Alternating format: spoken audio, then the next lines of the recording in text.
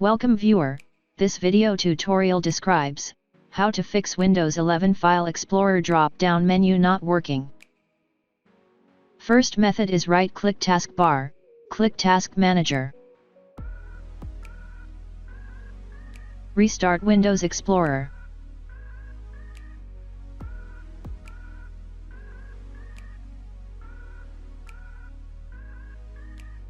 Second method is File Explorer Options in Windows search bar, click File Explorer Options.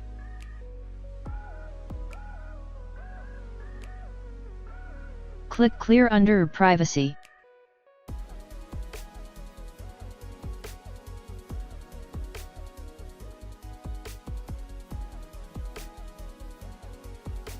Third method is Update Graphics Driver.